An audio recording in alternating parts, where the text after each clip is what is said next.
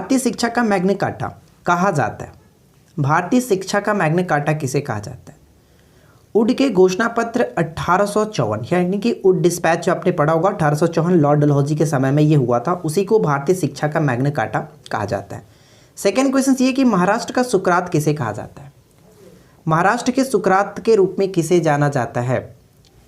तो महादेव गोविंद रनाडे, ऑप्शन हम यहाँ पे डी को टिक करेंगे, ठीक है। और साथ साथ मैं आपको बता दूं कि इनसे जुड़ी सबसे महत्वपूर्ण जो घटना है आप याद रखेंगे, दक्कन एजुकेशन सोसाइटी के संस्थापक सदस्यों में से ये एक थे, महादेव गोविंद रनाडे। थर्ड क्वेश्चन ये कि 20 सितंबर 1932, ठीक है, को यरवदा जेल में महात्मा गांधी ने आमरण अनशन जो है किसके विरोध में किया था? आमरण अनशन जो किया था किसके विरोध में किया था? तो ये किया गया था किसके विरोध में? रैमजे मैकडोनाल्ड के सांप्रदायिक पंचाट, ठीक है, सांप्रदायिक पंचाट के विरोध में किया गया था। ऑप्शन हम यहाँ पे सी को टिक करेंगे।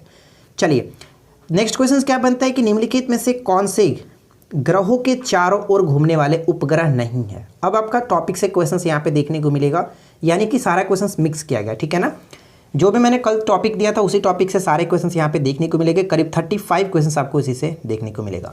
तो देखिए आपको बताना ये है कि कौन से ग्रह हैं, कौन से दो ग्रह हैं जिनके चारों तरफ कोई उनका उपग्रह नहीं है। तो हमारे सौरमंडल में दो ऐसे ग्रह हैं, जैसे कह सकते हैं बुध और शुक्र, जिनका कोई भी अपना उपग्रह नहीं है। जिस तरह से पृथ्वी का अपना उपग्रह है चंद्रमा, उसी तरह से इन दो ग्रहों का कोई भी उपग्रह नहीं है, ठीक है। तो राइट आंसर यहाँ पे ऑप्शन बी को टिक करेंगे। देखिए मैं आपको बता दूं कि क्वेश्चंस को मैं थोड़ा सा मॉडिफाई भी कर दिया हूं, यानी कि क्वेश्चंस को तोड़ मरोड़ करके आपके साथ रखूंगा ताकि आपको अच्छे से नॉलेज हो जाए। आपने डेफिनेटली पढ़ा है, सौरमंडल को आपने पढ़ रखा होगा, तो अगर जितने भी चीज़ें आपने पढ़ा होगा सब चीज़ को यहाँ पे आप कॉन्सेप्ट को लगाइए, देखते हैं कितना आप स्कोर कर पाते हैं। जो भी चीज़ें पढ़े आपने यहाँ पे यूज़ कीजिए। देखिए क्या कह रहा है क्वेश्चन कि शुक्र ग्रह के संबंध में निम्न कथनों पर विचार कीजिए। शुक्र ग्रह के संबंध में निम्न कथनों पर विचार कीजिए। तो फर्स्ट सेकंड थर्ड पॉइंट देकर बताना कि उपयुक्त में से कौन सा कथन जो है सही है। तो चलिए लगाइए और बताइए कि क्या होगा सही आंसर। तो पृथ्वी की बहन, देखिए फर्स्ट पॉइंट क्या कह रहे हैं, पृथ्वी की बहन शुक्र ग्रह सूर्य से दूसरा ग्रह, क्या ये सही है? बिल्कुल सही, इसमें कोई दिक्कत नहीं कि पृथ्वी की जो बहन यानी कि शुक्र जो ग्रह है वो सूर्य से दूसरा है, क्योंकि पहला क्या है, सूर्य के बाद बुध आता, बुध के बाद शुक्र आता, शुक्र के बाद पृथ्वी और उसके बाद मंगल, इस तरह से सीक्वेंस है। तो पहला पॉइंट सही है। सेकेंड पॉइंट की बात करें तो सौरमंडल का छठा सबसे ग्रह, यानी कि शुक्र जो है वो सौरमंडल का छठा सबसे ग्रह है, सबसे बड़ा ग्रह की बात की जा रही है, सबसे बड़ा छठा ग्रह, ठीक है। पांचवा जो होता है हमारा पृथ्वी और छठा शुक्र है, ठीक है। और थर्ड पॉइंट की बात करें तो ये आकार में करीब पृथ्वी जितना ही बड़ा है, तो ये बिल्कुल सही है, कोई दिक्कत नहीं। यहाँ के तीनों पॉइंट सही दिया गया था, इसलिए हम ऑप्शन यहाँ पे डी को टिक करेंगे। साथ ही मैं आपको बता दूं कि सबसे गर्म ग्रह के रूप में भी जाना जाता है शुक्र को, सबसे चमकीला ग्रह के रूप में भी जाना जाता है, और साथ ही साथ सांझ का तारा, भोर का तारा के रूप में भी इसी को जाना जाता है। तो ये सभी चीज़ें आपको याद रखनी है। नेक्स्ट क्वेश्चन हमारा ये कह रहा है कि सौरमंडल का सबसे गर्म ग्रह कौन सा है? तो जस्ट हम लोगों ने ऊपर में इस क्वेश्चन के बारे में डिस्कस कर चुका हूँ। सही आंसर क्या होगा? ऑप्शन हम सी को टिक करेंगे, शुक्र ग्रह। और जिन लोगों ने भी बुध को टिक किया है तो मैं आपको बता दूं कि आप गलत हैं। क्यों? क्योंकि कई लोग ये सोचते हैं कि सूर्य के जस्ट ये हमारा सटा हुआ जो ग्रह है, सूर्य के सबसे नज़दीक का जो ग्रह है वो बुध है, और इस वजह से ये काफ़ी गर्म होगा।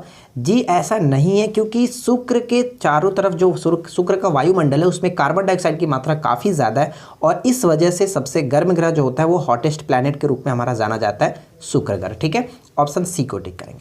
अगला क्वेश्चन क्या है कि आकार की नज़र में सौरमंडल में पृथ्वी का कौन सा स्थान है? आकार की दृष्टि से, ठीक है ना। तो ये क्वेश्चन भी हम लोगों ने ऊपर में देखा ही था, आकार की दृष्टि से पांचवा है, ध्यान रखिएगा, ऑप्शन सी को टिक करेंगे। जिस तरह से हम कह सकते हैं कि आकार में सबसे बड़ा पृथ्वी, सेकंड शनि, थर्ड अरुण, चौथा वरुण हो जाता है, और उसी तरह से पांचवा हमारा पृथ्वी होगा। और दूरी के क्रम में अगर हम पृथ्वी को देखें तो बताइए कि कौन सा होगा? जल्दी से कमेंट करके बताइए कि दूरी के क्रम में, सूर्य से दूरी के क्रम में कौन सा होगा, जल्दी से कमेंट कर दीजिए। चलिए नेक्स्ट क्वेश्चन क्या बनता है कि पृथ्वी स्थित है, जो पृथ्वी है वो स्थित है किन दो ग्रहों के मध्य? ये सभी चीज़ें हम लोगों ने ऊपर के क्वेश्चंस में डिस्कस कर चुका हूँ। तो देखिए पृथ्वी जो स्थित है, हम कह सकते हैं कि पृथ्वी अगर ये हमारा अर्थ है, तो अर्थ के जस्ट इधर हमारा क्या है, कह सकते हैं कि वेनस है, यानी कि शुक्र है, और इसके जस्ट बाद मार्स यानी कि मंगल। तो शुक्र और मंगल के मध्य स्थित है, ऑप्शन हम ए को टिक करेंगे। काफ़ी इंपॉर्टेंट क्वेश्चन है, याद रखिएगा। चलिए अगला क्वेश्चन देखिए क्या है कि किस दिन पृथ्वी सूर्य के सबसे निकट होती है? तो बताइए कि पृथ्वी सूर्य के सबसे निकट होती है, इस क्वेश्चन का राइट आंसर क्या होगा? तो इस क्वेश्चन का सही आंसर हमारा हो जाता है, हम यहाँ पे कह सकते हैं कि सबसे निकट जो होता है वो हमारा 3 जनवरी को होता है। 3 जनवरी यानी कि हम कह सकते हैं कि 3 जनवरी को उपसौर की स्थिति होती है और इस दिन सबसे निकट होता है, ठीक है। और सबसे अधिक कब होता है? 4 जुलाई को, हम जिसको अपसौर के नाम से जानते हैं। तो राइट आंसर यहाँ पे ऑप्शन डी को टिक करेंगे। नेक्स्ट क्वेश्चन क्या कह रहा है कि दिन व रात होने का कारण क्या है? दिन व रात होने का कारण क्या है? तो यहाँ पे हमारा सही आंसर क्या होगा? दिन व रात होने का कारण होता है क्या? पृथ्वी अपने अक्ष पर घूर्णन करती है, इस वजह से दिन व रात होता है, ठीक है। चलिए नेक्स्ट क्वेश्चन देखिए क्या कह रहा है कि इक्विनॉक्स, इक्विनॉक्स का तात्पर्य क्या है? आई होप कि आपने टॉपिक्स को पढ़ रखा होगा, जो भी मैंने कल टॉपिक्स दिया था, तो कोई दिक्कत आपको नहीं होने वाली है। सारे क्वेश्चंस को सही से अटेम्प्ट कीजिएगा, गलती नहीं होनी चाहिए। अगर आपने गलती कर रहे हैं तो इसका मतलब ये कि आपने पढ़ा नहीं है, ठीक है। तो इक्विनॉक्स का तात्पर्य ये है कि हम कह सकते हैं कि जब दिन व रात दोनों समान अवधि के होते हैं उसको हम लोग इक्विनॉक्स कहते हैं। ऑप्शन ए को टिक करेंगे। और आपको पता है कि इक्विनॉक्स की स्थिति 2 वर्ष में 2 बार ही होती है, वर्ष में 2 बार होता है। और वो कब कब होता है? 21 मार्च और 23 सितंबर को ये स्थिति होती है, ठीक है। चलिए अगला क्वेश्चन कि दक्षिणी गोलार्ध में सबसे लंबा दिन कब होता है? दक्षिणी गोलार्ध में सबसे लंबा दिन कब होता है? ये सारे क्वेश्चंस बहुत ज़्यादा इंपॉर्टेंट है, कई बार एग्जाम्स में रिपीट भी हुए हैं, तो अच्छे से क्वेश्चंस को पढ़िए, हो सके तो नोट डाउन भी कर लीजिएगा। तो दक्षिणी गोलार्ध में सबसे लंबा दिन कब होता है? तो ध्यान रखेंगे, अगर हम इसको थोड़ा सा याद रखने की कोशिश करें तो मैं आपको अच्छे से तरीके से बताता हूँ। देखिए सबसे पहले बात करते हैं कि राइट आंसर क्या है। तो देखिए दक्षिणी गोलार्ध में सबसे लंबा दिन 22 दिसंबर को होता है। हम इसको इस तरह समझते हैं, इसको अब याद रखने का तरीका मैं आपको बताता हूँ, आप आसानी से याद रख सकते हो। देखिए मैं ऊपर मानता हूँ कि नॉर्थ, ऊपर में नॉर्थ होता है, नीचे हमारा साउथ होता है, ठीक है। तो ऊपर में हमारा जनवरी भी होता है और नीचे हमारा दिसंबर भी होता है कि नहीं।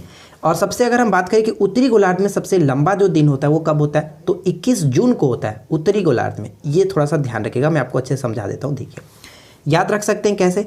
तो उत्तरी यानी कि अगर हम ऊपर की तरफ से देखें तो जून हमारा ऊपर में आएगा, इस तरह से जून इधर। और उत्तरी गोलार्ध में सबसे बड़ा दिन जून को कह सकते हैं, 21 जून को। और दक्षिणी गोलार्ध में अगर बात करें तो नीचे आपका आ जाएगा ये आपका 22 दिसंबर, इस तरह से। तो आई होप कि आपको ये थोड़ा सा समझ में आ गया होगा कि मैं कहना क्या चाहता था, ठीक है। चलिए अगला क्वेश्चन क्या बनता है कि निम्न में से किन स्थितियों को सूर्य की किरणें विषुवत रेखा पर सीधी पड़ती है?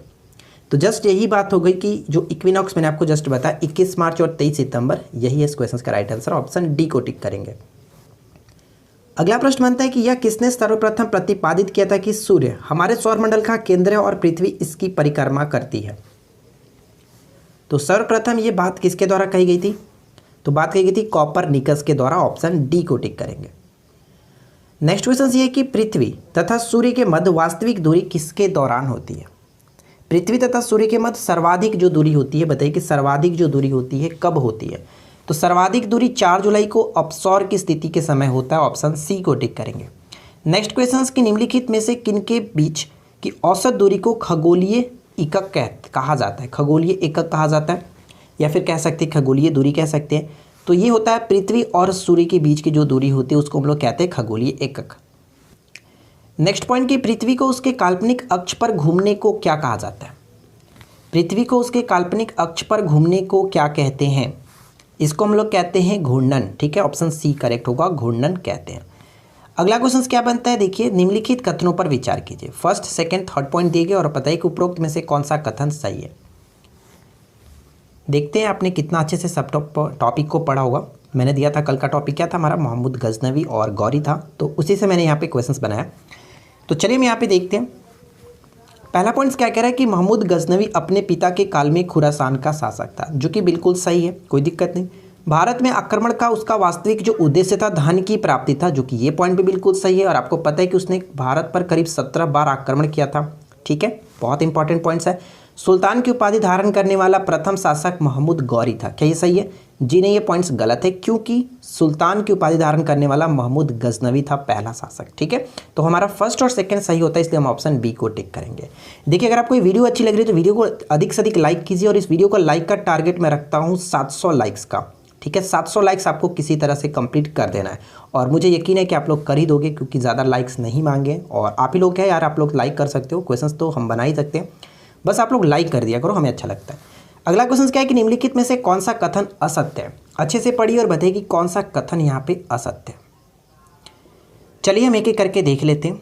तो चाहो तो आप वीडियो को रोककर भी टिक कर सकते हैं, अच्छे से देखिए। फर्स्ट पॉइंट ये कह रहा है कि शहाबुद्दीन मोहम्मद गौरी का भारत पर पहला आक्रमण 1175 में मुल्तान के विरुद्ध हुआ, ये पॉइंट बिल्कुल सही है, कोई दिक्कत नहीं। सेकेंड पॉइंट ये कि मोहम्मद गौरी का भारत पर दूसरा आक्रमण जो था 1178 में हुआ था, ये पॉइंट भी बिल्कुल सही है। तराइन का द्वितीय युद्ध कब हुआ था? 1192 में, ठीक है, 1192 में, जिसमें कह रहा है कि गौरी पृथ्वीराज चौहान से पूरी तरह से पराजित हुआ, जो कि ये पॉइंट्स गलत है क्योंकि जस्ट इसका अपोजिट हुआ था। तराइन का प्रथम युद्ध 1191 में क्या हुआ था कि गौरी जो था वो बुरी तरह से पराजित हुआ था, लेकिन द्वितीय युद्ध में गौरी ने पृथ्वीराज चौहान को हराया था। तो यहाँ पे हम कह सकते हैं कि थर्ड पॉइंट जो कि गलत है, इसलिए हम ऑप्शन सी को टिक करेंगे, ठीक है। चलिए, आई होप कि आपको ये समझ में आ गई होगी। अगला क्वेश्चन, नेक्स्ट क्वेश्चन ये कह रहा है कि किस अधिनियम द्वारा नियंत्रक बोर्ड के सदस्य तथा कर्मचारियों के वेतनादि को भारतीय राजस्व से देने की व्यवस्था की गई थी? तो इस क्वेश्चन का राइट आंसर क्या होगा बताइए। तो देखिए, इस क्वेश्चन का सही आंसर हमारा हो जाता है 1793 का चार्टर एक्ट, ठीक है। 1793 के चार्टर एक्ट के द्वारा नियंत्रण बोर्ड के सदस्यों तथा कर्मचारियों के वेतनादि को भारतीय राजस्व से देने की व्यवस्था की गई थी। ऑप्शन बी करेक्ट होगा। नेक्स्ट क्वेश्चन देखिए कि मिंटो मार्ले सुधार अधिनियम के संबंध में कौन सा कथन सही है? मिंटो मार्ले सुधार अधिनियम के संबंध में कौन सा कथन सही है? तो चलिए हम एक एक करके देखते हैं। मिंटो मार्ले सुधार अधिनियम की अगर हम बात करें तो ये 1909 से संबंधित है, ध्यान रखेंगे 1909 से संबंधित है। और पहला पॉइंट क्या है कि मुस्लिम समुदाय के लिए पृथक प्रतिनिधित्व का बंद किया गया, जो कि बिल्कुल सही है। प्रांतीय विधान परिषदों की संख्या में वृद्धि की गई, बिल्कुल सही है। और सत्येंद्र प्रसाद सिन्हा वायसराय की कार्यपालिका परिषद के प्रथम भारतीय सदस्य बने थे। तो यहाँ पे तीनों के तीनों पॉइंट्स बिल्कुल सही है, इसलिए ऑप्शन डी को टिक करेंगे। उपयुक्त सभी कथन सही है। तो मुझे उम्मीद है कि आप लोगों ने ये सभी चीज़ें पढ़ा होगा, तो आपको कोई दिक्कत नहीं हो रही होगी। और जो लोग नहीं पढ़े हो तो हो सकता है उनको थोड़ा सा क्वेश्चन टफ लगे, ठीक है। तो इसीलिए मैं बोलता हूँ जो टॉपिक्स मैं आपको दिया हूँ आज टॉपिक्स को पढ़ लीजिए, कल के वीडियो में देखिए कितना अच्छा लगेगा। अखिल भारतीय महासंघ स्थापित करने का प्रावधान शामिल किया गया था। अखिल भारतीय महासंघ स्थापित करने का प्रावधान शामिल किया गया था किस अधिनियम के तहत? तो यहाँ पे सही आंसर क्या होगा? भारत सरकार अधिनियम 1935 में। ऑप्शन ए को टिक करेंगे। नेक्स्ट क्वेश्चन देखिए क्या है कि कोशिका व आणविक जीव विज्ञान केंद्र कहाँ स्थित है? तो कल का टॉपिक्स क्या था? कोशिका विज्ञान। तो कोशिका विज्ञान से क्वेश्चन है कि कोशिकीय व आणविक जीव विज्ञान केंद्र कहाँ स्थित है? तो ये आपका स्थित हम कह सकते हैं हैदराबाद, ठीक है, हैदराबाद यहाँ पे राइट आंसर होगा। ऑप्शन डी सही है। देखिए नेक्स्ट क्वेश्चन क्या कह रहा है कि कोशिका के संबंध में निम्नलिखित कथनों में से कौन सा कथन सही है? यानी कोशिका के संबंध में आपको बात करना है, तो इसको मैं थोड़ा सा ऊपर कर लेता हूँ। चलिए अब अच्छे से पढ़िए और बताइए कि क्या यहाँ पे सही होना चाहिए। तो चलिए हम यहाँ पे एक एक करके देखते हैं। देखिए पहला पॉइंट क्या कह रहा है कि यह जीवन की सबसे छोटी कार्यात्मक एवं रचनात्मक इकाई है, जो कि बिल्कुल सही है, कोई दिक्कत नहीं। सेकंड पॉइंट है कि कोशिका शब्द का सर्वप्रथम प्रयोग ब्रिटिश वैज्ञानिक रॉबर्ट हुक ने, जो कि यहाँ पे देखिए थोड़ा सा मिस्टेक है, 1665 में किया था। लेकिन मैं आपको बता दूं कि ये पॉइंट गलत है, क्योंकि कोशिका शब्द का प्रयोग रॉबर्ट हुक ने किया तो था, 1665 ही में किया था, कोई दिक्कत नहीं। लेकिन ध्यान दीजिएगा कि वो ब्रिटिश नहीं, वो अमेरिकी वैज्ञानिक थे, इस वजह से यहाँ पे ये पॉइंट गलत हो जाता है। और थर्ड पॉइंट क्या कह रहा है कि कोशिका सिद्धांत का प्रतिपादन 1838 से 39 में दिया गया था। कहीं कहीं आपको अगर ये मिल जाए तो कोई दिक्कत नहीं, लेकिन मैं आपको बता दूं कि 1838-39 जो होना चाहिए, ठीक है, 1838-39 में होना चाहिए था स्लाइडन और स्वान। तो ये पॉइंट भी हमारा गलत हो जाता है। तो यहाँ पे हम कहेंगे कि केवल और केवल ऑप्शन एक सही है, केवल और केवल ए, ऑप्शन बी को टिक करेंगे, ठीक है। चलिए आगे बढ़ते हैं। नेक्स्ट क्वेश्चन देखिए क्या है कि किसकी उपस्थिति के कारण किसी पादप कोशिका और पशु कोशिका में अंतर पाया जाता है? किसकी उपस्थिति के कारण? तो यहाँ पे हमारा सही आंसर क्या होगा? ऑप्शन हम बी को टिक करेंगे, कोशिका भित्ति, ठीक है। कोशिका भित्ति के कारण किसी पादप और पशु कोशिका में जो कि अंतर पाया जाता है। यहाँ पे हम पढ़ सकते हैं कि कोशिका भित्ति केवल पादप कोशिका में पाया जाता है और यह सेलुलोज का बना होता है। पूछा भी जाता है कि जो पादप की कोशिका भित्ति होती है किसकी बनी होती है? सेलुलोज की बनी होती है, याद रखेंगे। और यह कोशिका को निश्चित आकार एवं आकृति बनाए रखने में सहायता प्रदान करती है। चलिए अगला क्वेश्चन क्या बनता है कि निम्नलिखित में से कौन सा कथन असत्य है? तो बताइए निम्नलिखित में से कौन सा कथन असत्य? पहला पॉइंट क्या कह रहा है कि राइबोसोम अम्ल व प्रोटीन की बनी होती है, बिल्कुल सही, कोई दिक्कत नहीं। यह प्रोटीन संश्लेषण के लिए उपयुक्त स्थान प्रदान करती है, ये भी बिल्कुल सही है कि प्रोटीन संश्लेषण जो होता है वो राइबोसोम में ही होता है। और थर्ड पॉइंट है कि सर्वप्रथम रॉबिन्स एवं ब्राउन ने 1953 में पादप कोशिका में राइबोसोम को देखा था, ये पॉइंट भी सही है। तो यहाँ पे तीनों के तीनों सही है, इसलिए हम कह सकते हैं कि असत्य कौन सा हुआ? इनमें से कोई नहीं, ऑप्शन डी को टिक करेंगे। चलिए अगला क्वेश्चन देखिए, माइटोकॉन्ड्रिया किसमें अनुपस्थित होता है? माइटोकॉन्ड्रिया जो है किसमें अनुपस्थित होता है? और एक चीज़ ध्यान रखिएगा, माइटोकॉन्ड्रिया को हम लोग सूत्रकर्णिका भी कहते हैं, ठीक है ना, सूत्रकर्णिका। और ये किसमें अनुपस्थित होता है? तो जीवाणु में कोई भी सूत्रकर्णिका नहीं होता। और डायरेक्ट क्वेश्चंस भी पूछा जाता है कि बताइए कि जीवाणुओं में सूत्रकर्णिकाओं की संख्या कितनी होती है? तो 0 होता है, एक भी नहीं होता है। माइटोकॉन्ड्रिया से संबंधित जो क्वेश्चंस बन सकते हैं यहाँ पे पढ़ लीजिए कि माइटोकॉन्ड्रिया की खोज अल्टमैन ने 1886 में किया था, जबकि इसका नामकरण किया गया था वो बेंडा नामक वैज्ञानिक ने किया था। और यह कोशिका का श्वसन स्थल होता है और इसे कोशिका का शक्तिगृह कहा जाता है, कोशिका का पावर हाउस के नाम से जाना जाता है माइटोकॉन्ड्रिया को। और ध्यान रखेंगे सबसे इंपॉर्टेंट क्वेश्चन ये बन सकता है कि डीएनए जो होता है वो केंद्रक के अलावा माइटोकॉन्ड्रिया और हरित लवक में भी पाया जाता है। ठीक है, चलिए तो ये सभी पॉइंट्स इंपॉर्टेंट था, याद रखिएगा। अगला क्वेश्चन ये बनता है कि कोशिका की क्रियात्मक गतिविधियां नियंत्रित होती है किसके द्वारा? तो कोशिका की जो क्रियात्मक गतिविधियां होती है वो नियंत्रित होती है किसके द्वारा? तो केंद्रक के द्वारा। ऑप्शन डी करेक्ट होगा। नेक्स्ट वन है कि कोशिका में राइबोसोम की अनुपस्थिति में निम्न में से कौन सा कार्य संपादित नहीं होगा? राइबोसोम, ठीक है, कोशिका में अगर राइबोसोम की अनुपस्थिति हो तो वहां पे हम कह सकते हैं कि प्रोटीन संश्लेषण का कार्य जो होगा वो संपादित नहीं होगा। ऑप्शन सी होगा, टिक करेंगे। ठीक है, नेक्स्ट वन है कि यदि माइटोकॉन्ड्रिया काम करना बंद कर दे तो बताइए कि कोशिका में कौन सा कार्य नहीं हो पाएगा? अगर माइटोकॉन्ड्रिया काम करना बंद कर दे तो कौन सा कार्य नहीं हो पाएगा? और वो हमारा है भोजन का ऑक्सीकरण। ठीक है, भोजन का ऑक्सीकरण नहीं हो पाएगा। नेक्स्ट वन बनता है कि पादप कोशिकाओं का सबसे बाहरी आवरण क्या कहलाता है? पादप कोशिकाओं का सबसे बाहरी आवरण जो है उसको हम लोग किस नाम से जानते हैं? उसको हम लोग कोशिका भित्ति के नाम से जानते हैं। आई होप कि आपने काफ़ी अच्छे तरीके से पढ़ा होगा, तो इसमें कोई दिक्कत नहीं। आपको जस्ट मैंने ऊपर में बताया था कि ये कोशिकाओं को निश्चित आकार देने के लिए भी सहायक होते हैं। ठीक है, अगला क्वेश्चन कि ल्यूकोप्लास्ट, जिसको हिंदी में अवर्णी लवक कहते हैं, ल्यूकोप्लास्ट मुख्यतः पाए जाते हैं। तो अवर्णी लवक यानी कि ल्यूकोप्लास्ट पाए जाते हैं किसमें? तो जड़ों की कोशिकाओं में। ऑप्शन ए सही होगा। चलिए यहाँ पे छोटा सा मैंने नोट भी लगा रखा, आप इसको पढ़िए कि यह रंगहीन लवक है और यह पौधों के उन भागों की कोशिकाओं में पाया जाता है जो सूर्य के प्रकाश से वंचित रहते हैं, जैसे कि जड़ों में। और अगर पूछ ले कि इनका कार्य क्या होता है, तो भोज्य पदार्थों का संग्रह करने वाला एक लवक होता है। और कभी कभी पूछा जाता है कि लवक जो है, इस लवक शब्द किसने दिया था? तो यहाँ पे कह सकते हैं कि हैकेल के द्वारा दिया गया था लवक शब्द।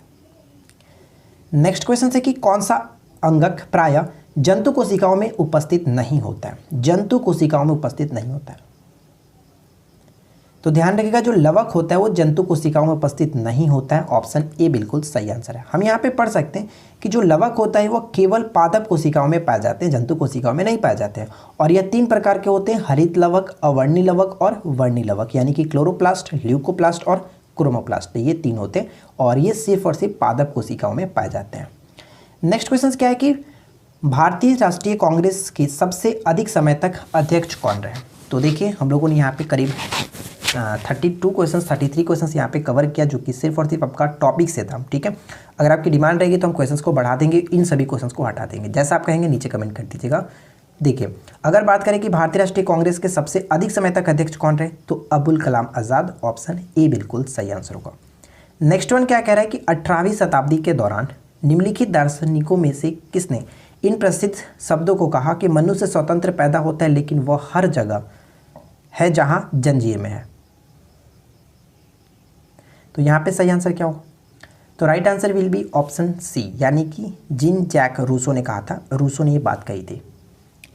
नेक्स्ट क्वेश्चन है कि सर्वोदय योजना का प्रारूप किसके द्वारा तैयार किया गया था? सर्वोदय योजना का प्रारूप किसके द्वारा तैयार किया गया था? Right answer will be option D, Jayaprakash Narayan. Next question है कि निम्न में से किस अर्थशास्त्री ने विकासशील देशों के लिए रोलिंग प्लान की अवधारणा का सर्वप्रथम समर्थन किया था? रोलिंग प्लान की अवधारणा का सर्वप्रथम समर्थन किसके द्वारा किया गया था? Gregor Mendel. Option B will be right answer, Gregor Mendel. ठीक है, नेक्स्ट क्वेश्चन क्या है कि आर्थिक नियोजन विषय है। बताइए कि आर्थिक नियोजन जो विषय है वो किस सूची का? और ये बहुत ज़्यादा वीवीआई क्वेश्चन है, कई बार ये क्वेश्चन रिपीट हुआ है, तो बताइए। तो आर्थिक नियोजन जो समवर्ती सूची का विषय है, ऑप्शन सी को टिक करेंगे। नेक्स्ट क्वेश्चन है कि निम्नलिखित में से कौन सुमेलित नहीं है? तो बताइए कि निम्नलिखित में से कौन सुमेलित नहीं है?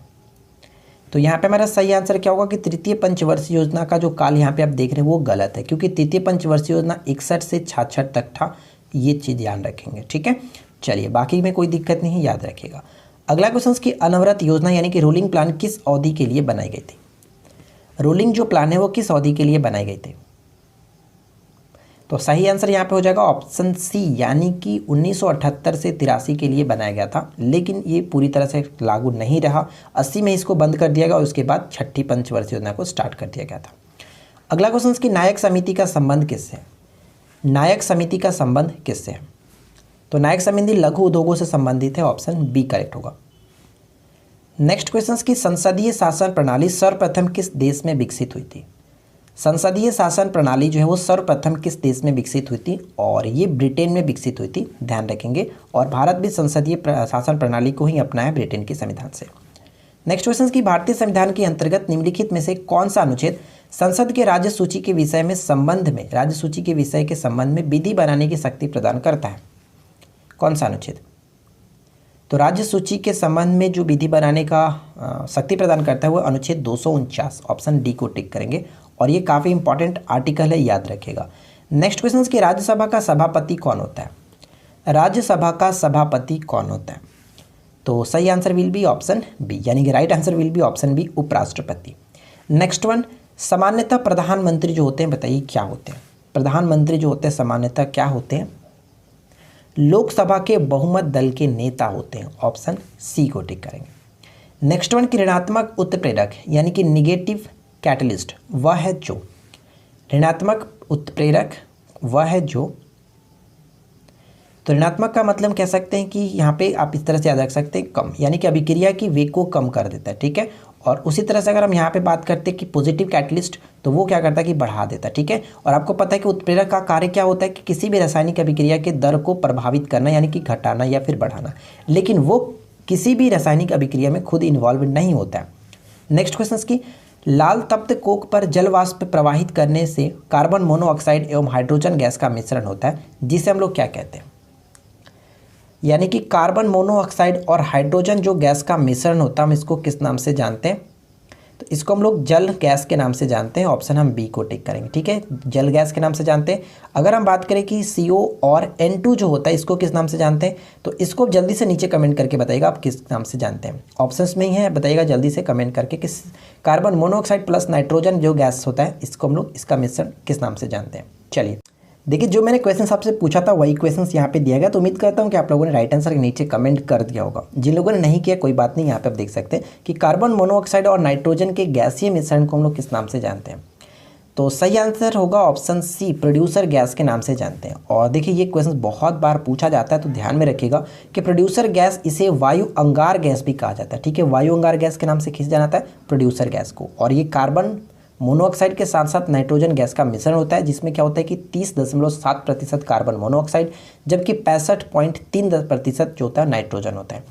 तो इस चीज़ को ध्यान में रखिएगा, काफ़ी इंपॉर्टेंट यहाँ पे बन जाता है, ठीक है। चलिए देखिए अगला क्वेश्चन ये है कि निम्नलिखित में से कौन सुमेलित नहीं है?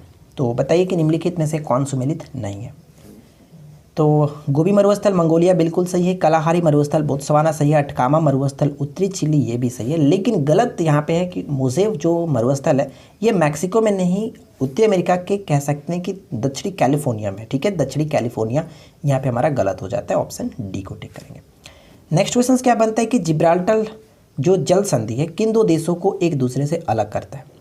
जिब्राल्टर जल संधि, तो यहाँ पे सही आंसर होगा स्पेन और मोरक्को, ऑप्शन बी को टिक करेंगे। फर्स्ट क्वेश्चन ये कह रहा है कि अनुवांशिकी इकाइयाँ हैं, अनुवांशिकी जो है वो जिन की इकाई है, ऑप्शन सी को टिक करेंगे। और अगर मैं आपसे पूछ लूँ कि जिन शब्द को किसने दिया था, तो जोहानसन नामक वैज्ञानिक ने दिया था, ध्यान रखेंगे। सेकेंड क्वेश्चन ये कि निम्न कथनों पर विचार कीजिए। फर्स्ट और सेकेंड पॉइंट्स को पढ़िए और बताइए कि उपरोक्त में से कौन सा कथन सही है। तो पहला पॉइंट क्या करें कि अनुवांशिकी यूनिट अर्थात जिन गुणसूत्रों में होता है, बिल्कुल सही है। और जिन जो होता है वो DNA का एक भाग है, ये पॉइंट भी सही है। तो यहाँ पे हम ऑप्शन सी को टिक करेंगे, 1 और 2 दोनों करेक्ट हो जाता है। क्वेश्चन नंबर थर्ड क्या है कि निम्नलिखित में से कौन सा कथन असत्य है? अगर आपने टॉपिक्स को अच्छे से पढ़ लिया होगा तो कोई प्रॉब्लम आपको नहीं होगी, सारे क्वेश्चन को आप अच्छे से कर सकते हैं। लेकिन प्रॉब्लम उन्हें होगी जो फर्स्ट टाइम यहाँ पे देख रहे हैं, टॉपिक्स को फॉलो नहीं कर रहे हैं। तो देखिए यहाँ पे क्या है, पहला पॉइंट क्या कह रहा है हमें बताना है असत्य क्या नहीं, ठीक है ना। पहला पॉइंट कह रहा है कि दिल्ली का कुव्वत उल इस्लाम मस्जिद का निर्माण गुलाम वंश के संस्थापक कुतुबुद्दीन ऐबक ने कराया था, जो कि बिल्कुल सही है। कुतुबुद्दीन ऐबक लाखों का दान करने के कारण उसे लाख बख्श कहा जाता था, ये पॉइंट भी सही है। ऐबक का मकबरा दिल्ली में स्थित है, ये पॉइंट सही नहीं है, ये पॉइंट गलत है, क्योंकि दिल्ली में कह सकते हैं कि ऐबक का मकबरा नहीं है, ऐबक का मकबरा लाहौर में स्थित है। तो यहाँ पे हमारा सही आंसर होगा ऑप्शन सी को टिक करेंगे, क्योंकि ये गलत है। Option C will be correct answer. Question number 4 क्या कह रहा है कि इल्तुतमिश के संबंध में निम्नलिखित में से कौन सा कथन सही है। अच्छे से पढ़िए और बताइए कि इल्तुतमिश के संबंध में कौन सा कथन यहाँ पे सही होगा। उनको बहुत मजा आने वाला है जिन लोगों ने टॉपिक्स को अच्छे से पढ़ा है, ठीक है ना। तो देखिए फर्स्ट पॉइंट क्या कह रहा है कि 40 गुलाम सरदारों का संगठन बनाया जिसे तुर्कान चिहलगानी के नाम से जाना जाता है, बिल्कुल सही है। कुतुबुद्दीन ऐबक के द्वारा चलाई गई जो इक्ता प्रथा को समाप्त किया। तो यहाँ पे देखिए अगर हम बात करें कि सेकंड पॉइंट क्या है कि कुतुबुद्दीन ऐबक के द्वारा चलाई गई इक्ता प्रथा को समाप्त किया, जस्ट ये अपोजिट है। अपोजिट का मतलब से साफ यहाँ पे गलत कह रहा है, क्योंकि इक्ता प्रथा को स्टार्ट इल्तुतमिश ने किया था और इक्ता प्रथा का अंत जो किया गया था अलाउद्दीन खिलजी के द्वारा किया गया था, ये ध्यान रखिएगा। तो यहाँ पे हमारा पॉइंट सेकंड गलत हो जाता है। और इल्तुतमिश 1211 में दिल्ली की गद्दी पर बैठा था, ये पॉइंट बिल्कुल सही है। तो हम यहाँ पे क्या कह सकते हैं कि फर्स्ट और थर्ड करेक्ट है, इसलिए हम ऑप्शन सी को टिक करेंगे, फर्स्ट और थर्ड करेक्ट है। और यहाँ पे अगर हम ध्यान रखें कि तुर्कान चिहलगानी का गठन तो इल्तुतमिश ने किया था, लेकिन तुर्कान चिहलगानी को समाप्त किसने किया था, तो ये भी आप याद रखिएगा, बलबन, ठीक है। गुलाम वंश का ही शासक था, बलबन ने इसको समाप्त किया था, इस जो कि पहल को, तुर्कान चिहलगानी को। चलिए देखिए फिफ्थ क्वेश्चन ये कह रहा है कि हीमोफीलिया में क्या होता है कि रक्त का थक्का नहीं बन पाता है। ऑप्शन हम बी को टिक करेंगे, option B correct answer. Next one की गुलाम वंश के संबंध में निम्नलिखित कथनों पर विचार कीजिए। गुलाम वंश के संबंध में निम्नलिखित कथनों पर विचार कीजिए। तो चलिए हम एक एक करके देखते हैं। पहला पॉइंट क्या कह रहा है कि गुलाम वंश के संस्थापक के रूप में कुतुबुद्दीन ऐबक का राज्याभिषेक जून 1206 ईस्वी में हुआ था, बिल्कुल सही है, कोई दिक्कत नहीं, जून 1206 ईस्वी में हुआ था। कुतुबुद्दीन ऐबक का उत्तराधिकारी इल्तुतमिश हुआ, देखिए ये पॉइंट गलत है, क्योंकि कुतुबुद्दीन ऐबक के मृत्यु के पश्चात, कुतुबुद्दीन ऐबक की मृत्यु 1210 में हो गई थी चौगान खेलते समय घोड़े से गिरकर। तो इसके पश्चात आराम शाह, ठीक है, आराम शाह ने जो कि कुतुबुद्दीन ऐबक का उत्तराधिकारी बना और लगभग 8 माह तक वो शासक किया और उसकी हत्या यानी कि आराम शाह की हत्या इल्तुतमिश ने कर दी थी। उसके पश्चात ये 1211 ईस्वी में दिल्ली की गद्दी पर बैठा था। तो हम ये कह सकते हैं कि सेकंड पॉइंट हमारा गलत हो जाता है, इसलिए right answer will be option A, केवल और केवल एक सही है। देखिए 7 क्वेश्चंस क्या कह रहा है कि वह सुल्तान जिसने तैमूर तथा शाहरुख का नाम अपने सिक्कों पर अंकित करवाया। तैमूर तथा शाहरुख का नाम अपने सिक्कों पर अंकित कराया और वह सुल्तान कौन था, तो खिल्ज खां, ठीक है, खिल्ज का ऑप्शन हम सी को टिक करेंगे। और खिल्ज का कौन था, सैयद वंश का संस्थापक था, ठीक है। नेक्स्ट वन की रैयत आला उपाधि थी किसकी, रैयत आला की उपाधि किसने धारण की थी, तो रैयत आला की उपाधि खिल्ज खां ने धारण की थी, ऑप्शन ए को टिक करेंगे। नेक्स्ट वन बनता है कि निम्नलिखित में से किस दिल्ली सल्तनत के शासक ने हौज ए सुल्तानी का निर्माण दिल्ली एक कुहना के निकट करवाया था। हौज ए सुल्तानी का निर्माण दिल्ली एक कुहना के निकट करवाया था और वह सुल्तान कौन था, तो वो सुल्तान था इल्तुतमिश, ठीक है, ऑप्शन हम डी को टिक करेंगे, इल्तुतमिश। चलिए अगला क्वेश्चन क्या कह रहे हैं। नेक्स्ट क्वेश्चन है कि महमूद गौरी विजित प्रदेशों की देखभाल के लिए निम्नलिखित में से किस विश्वसनीय जनरल को छोड़कर गया था। महमूद गौरी, ठीक है, तो महमूद गौरी ने किसे छोड़कर के गया था, कुतुबुद्दीन ऐबक को, ठीक है, ऑप्शन हम सी को टिक करेंगे।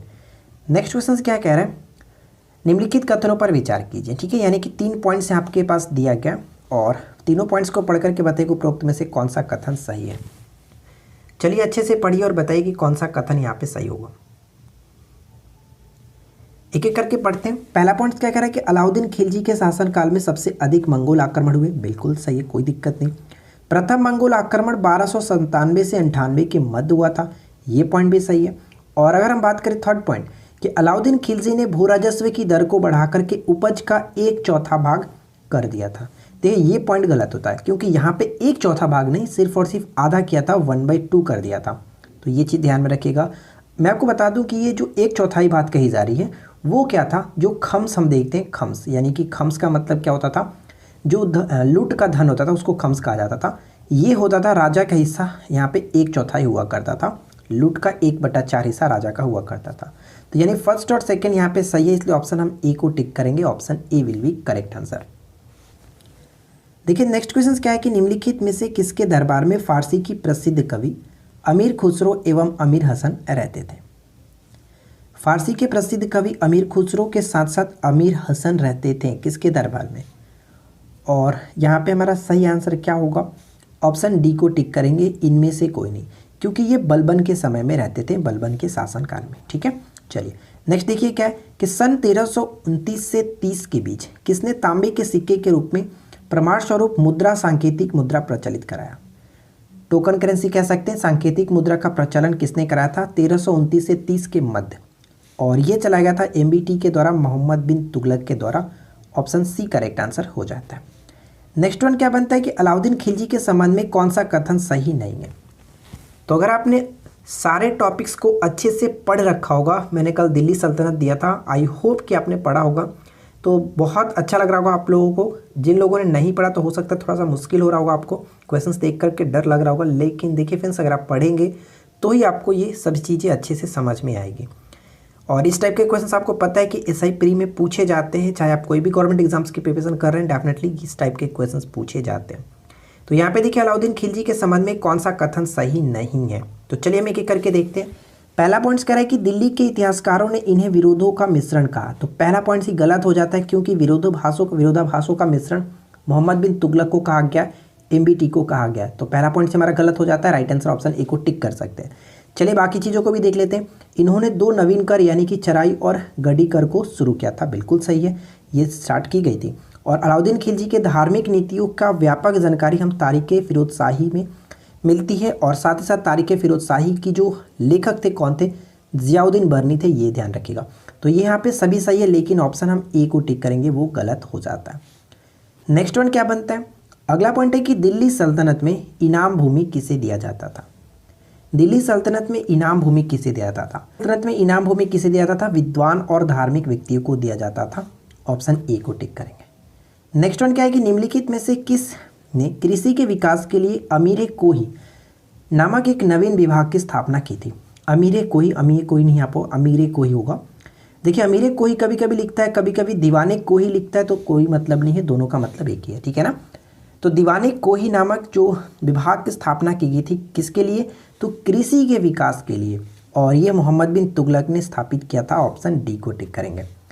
चलिए नेक्स्ट वन देखिए क्या कह रहा है कि दिल्ली के प्रथम सुल्तान कौन थे जिन्होंने दक्षिण भारत को पराजित करने का प्रयास किया? दक्षिण भारत को पराजित करने का प्रयास किसके द्वारा किया गया था? अलाउद्दीन खिलजी। ऑप्शन सी को टिक करेंगे। नेक्स्ट वन की सल्तनत काल में भूराजस्व का सर्वोत्तम ग्रामीण अधिकारी था। सर्वोत्तम ग्रामीण अधिकारी को हम लोग किस नाम से जानते थे? चौधरी।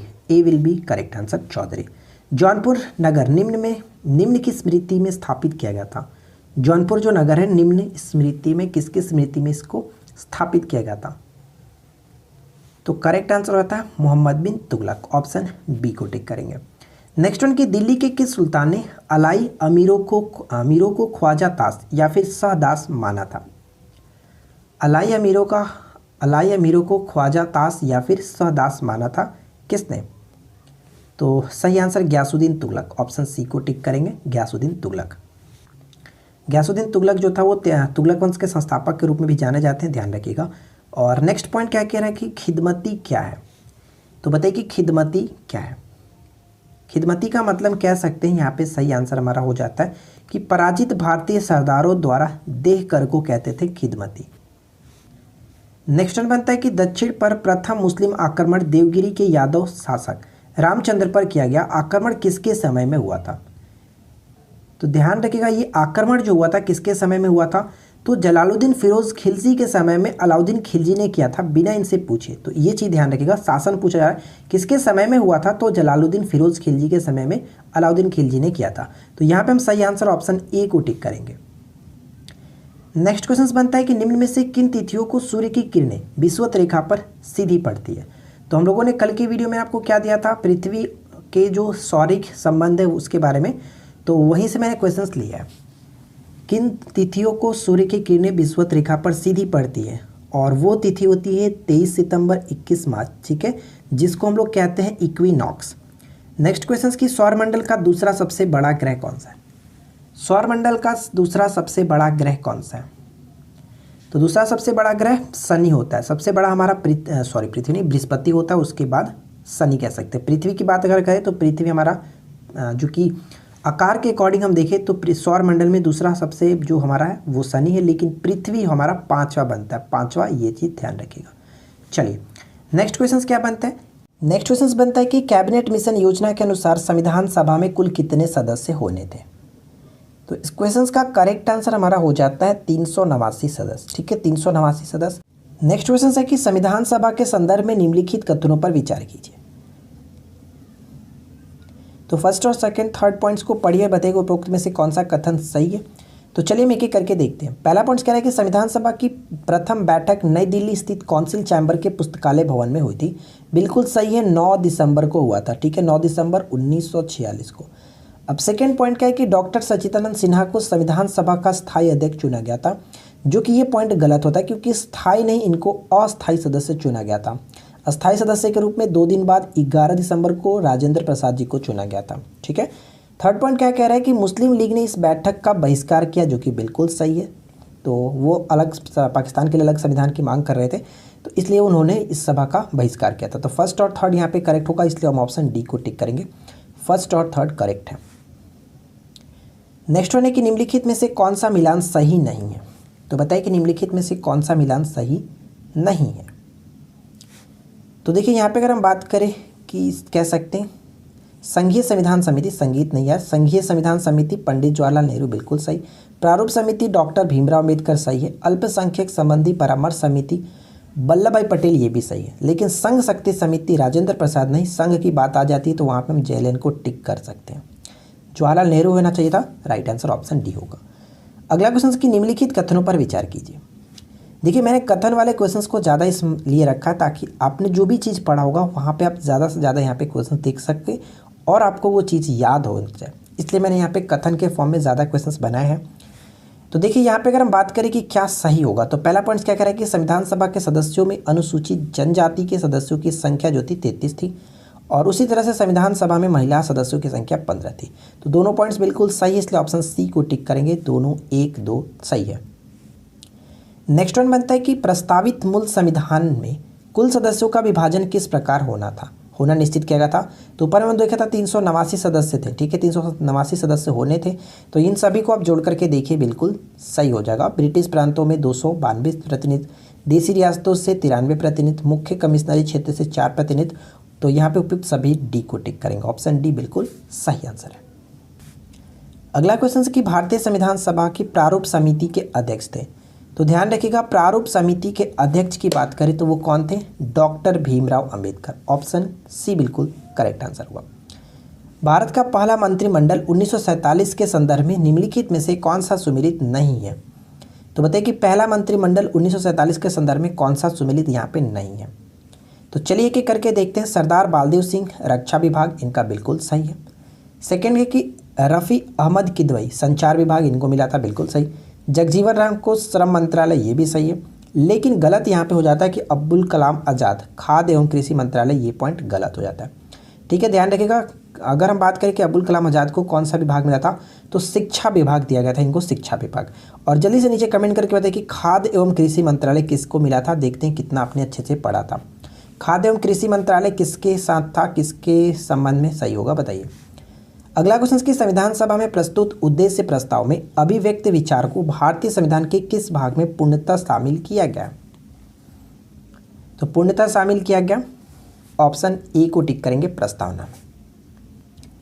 नेक्स्ट क्वेश्चन क्या कह रहा है कि प्रस्तावना के संबंध में निम्नलिखित बातों पर विचार कीजिए और सही कथन का चयन करें। यानी प्रस्तावना के संबंध में हमें बात करना है। तो चलिए यहाँ पे देखिए और एक एक करके सारे पॉइंट्स को पढ़ करके बताइए कि क्या सही होगा। हमें सही कथन ही चुनना है, तो काफ़ी आराम से पढ़िए और बताइए सही आंसर क्या होगा। तो चलिए हम यहाँ पे देखते हैं। पहला पॉइंट क्या कह रहा है कि बेरुबारीवाद में सर्वोच्च न्यायालय ने प्रस्तावना को संविधान का अंग नहीं माना, इसलिए विधायिका प्रस्तावना में संशोधन नहीं कर सकते, जो कि बिल्कुल सही था। ठीक है, बेरुबारीवाद जो कह सकते हैं 1960 से संबंध है और इसी में कहा गया था कि प्रस्तावना को संविधान का अंग नहीं माना गया था। सेकेंड पॉइंट क्या है कि सर्वोच्च न्यायालय के केशवानंद भारती बनाम केरल राज्यवाद 1973 ईस्वी में माना गया कि प्रस्तावना संविधान का अंग है। यानी कि दोनों के दोनों पॉइंट्स बिल्कुल सही है। ऑप्शन हम यहाँ पे सी को टिक करेंगे। अगला क्वेश्चन है कि हम जानते हैं कि हमारे संविधान की प्रस्तावना में सिर्फ एक बार संशोधन किया गया, जिसके तहत निम्नलिखित में से किन शब्दों को जोड़ा गया था। और पहली बार संशोधन जो हुआ था वो 42वें संविधान संशोधन 1976 था, जिसके तहत 3 शब्दों को जोड़ा गया था, समाजवादी, पंथ निरपेक्ष, और राष्ट्र की एकता और अखंडता। यानी 1 2 3 यहाँ पे सही आंसर है, ऑप्शन हम डी को टिक करेंगे। ठीक है फ्रेंड्स, चलिए नेक्स्ट क्वेश्चन क्या कह रहा है कि जैव विकास को सर्वप्रथम किसने समझाया। सारे क्वेश्चंस लगभग आपके जो मैंने टॉपिक्स दिए थे उन्हीं टॉपिक्स में से है, इधर उधर से कोई भी क्वेश्चंस नहीं है। लास्ट में हो सकता है कि 5 से 7 क्वेश्चंस आपको देखने को मिलेगा। तो देखिए जैव विकास को सर्वप्रथम किसने समझाया था, तो यहाँ पे करेक्ट आंसर हमारा क्या होगा, ऑप्शन हम डी को टिक करेंगे, लैमार्क। ठीक है, ऑप्शन डी को टिक करेंगे, लैमार्क। देखिए यहाँ पे हम छोटा सा पॉइंट्स पढ़ सकते हैं कि जैव विकास को सर्वप्रथम लैमार्क ने समझाने का प्रयास किया और इसका सिद्धांत लैमार्कवाद के नाम से जाना गया। वह फ्रांसीसी जीव वैज्ञानिक था और इनके अनुसार जीवों के आंतरिक बल में जीवों के आकार को बढ़ाने की प्रवृत्ति होती है। ठीक है, नेक्स्ट देखिए अगला प्रश्न क्या कह रहा है कि लैमार्कवाद का मूल्य सिद्धांत है। लैमार्कवाद का मूल्य सिद्धांत है, तो यहाँ पे करेक्ट आंसर क्या होगा, ऑप्शन बी, उपार्जित लक्षणों की वंशागति। ठीक है, उपार्जित लक्षणों की वंशागति। अब यहाँ पे मैं एक छोटा सा पॉइंट्स मैंने रखा है, उपार्जित लक्षणों का अध्ययन क्या कहलाता है। अगर आपने लूसेंट को पढ़ा होगा तो वहाँ पे आपको ये छोटा सा नोट दिखा भी होगा कि उपार्जित लक्षणों का अध्ययन क्या कहलाता है, बताइए। जल्दी से कमेंट कीजिए, इसका राइट आंसर आपको देखने को यहाँ पे मिल सकता है, तो जल्दी से कमेंट कर दीजिए, उसके बाद मैं इसका राइट आंसर आपको दिखा देता हूँ। तो उम्मीद करता हूँ कि आपने वीडियो को रोक करके कमेंट कर दिया होगा, नहीं किया तो यार जल्दी से कर दो। चलिए अब इसका राइट आंसर आप यहाँ पे देख सकते हैं, टेंटोलॉजी। ठीक है, टेंटोलॉजी कहते हैं, याद रखिएगा कि उपार्जित लक्षणों का अध्ययन टेंटोलॉजी कहलाता है। आगे बढ़ते हैं, अगला क्वेश्चन देखिए क्या है कि मनुष्य में लगभग कितने अवशेषी अंग पाए जाते हैं। मनुष्यों में लगभग कितने अवशेषी अंग पाए जाते हैं, 100, ऑप्शन डी को टिक करेंगे, 100 याद रखिएगा। नेक्स्ट क्वेश्चन की एक सामान्य मानव शुक्राणु में ऑटोसोम की संख्या कितनी होती है। ऑटोसोम की संख्या कितनी होती है, 22 जोड़ी ऑटोसोम की संख्या, ऑप्शन सी को टिक करेंगे। नेक्स्ट वन की गुणसूत्र के संबंध में निम्नलिखित कथनों पर विचार कीजिए। फर्स्ट और सेकंड पॉइंट को पढ़िए और बताइए कि कौन सा कथन सही है। तो पहला पॉइंट क्या कह रहा है कि गुणसूत्र का नामकरण वाल्टेयर ने 1888 में किया था, बिल्कुल सही है। जीन कार्य की इकाई जो होती है म्यूटॉन होता है, तो देखिए ये पॉइंट गलत है, क्योंकि जीन कार्य की जो इकाई है मैं आपको बता दूं कि उसका सिस्ट्रॉन होता है। ठीक है, सिस्ट्रॉन होता है, जबकि जो म्यूटॉन है वो किसका है, तो उत्परिवर्तन का इकाई है, ये ध्यान रखिएगा। तो यहाँ पे हमारा सही आंसर क्या, ऑप्शन ए, केवल और केवल एक। ये सभी चीज़ें लूसेंट में दी गई है, आपने पढ़ा होगा तो आपको सब चीज़ पता होगा, कोई दिक्कत नहीं है। जिन शब्द किसने बनाया था, तो ये हम लोगों ने फर्स्ट क्वेश्चन में आपको बता दिया था कि WN जोहानसन जो थे उन्होंने जिन शब्द को दिया था। नेक्स्ट वन की निम्नलिखित में से सबसे छोटी कोशिका कौन सी है। सबसे छोटी कोशिका कौन सी है, तो सबसे छोटी कोशिका के रूप में हम लोग माइकोप्लाज्म को जानते हैं, ऑप्शन ए करेक्ट होगा। नेक्स्ट क्वेश्चन की न्यूक्लियस के बाहर DNA कहाँ मिलता है। न्यूक्लियस के बाहर DNA कहाँ मिलता है, तो मैंने आपको कल की वीडियो में एक नोट दिया था, उसमें बताया था कि DNA जो होता है वो केंद्रक के अलावा, और कह सकते हैं केंद्रक के अलावा माइटोकॉन्ड्रिया के साथ साथ हरित लवक में भी पाया जाता है। तो यहाँ पे हम ऑप्शन सी को टिक कर सकते हैं, माइटोकॉन्ड्रिया। नेक्स्ट वन की किसने 1911 में प्राथमिक शिक्षा को निःशुल्क और अनिवार्य बनाने वाला विधेयक इंपीरियल लेजिस्लेटिव काउंसिल में प्रस्तुत किया, जिसे प्राथमिक शिक्षा का मैग्ना कार्टा कहा गया।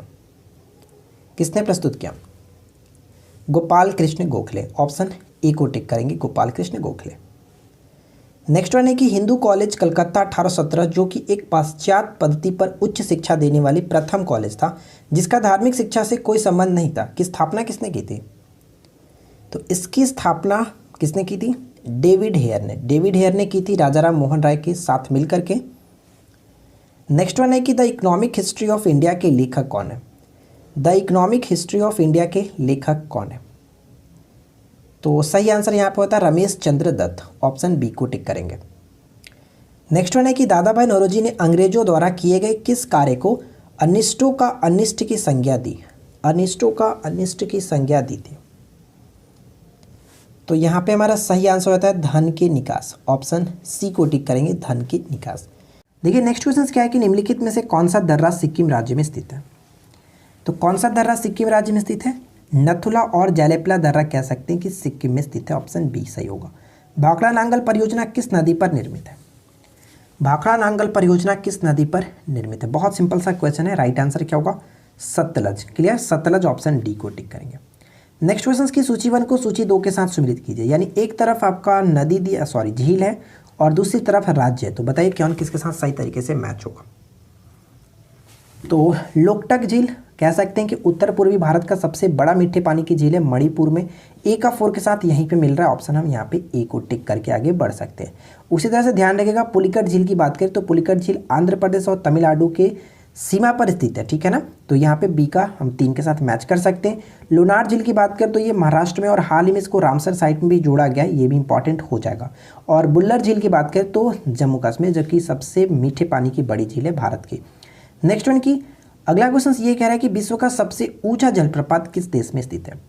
विश्व का सबसे ऊंचा जलप्रपात किस देश में स्थित है। तो यहाँ पे सही आंसर क्या होगा, वेनेजुएला, ठीक है, वेनेजुएला।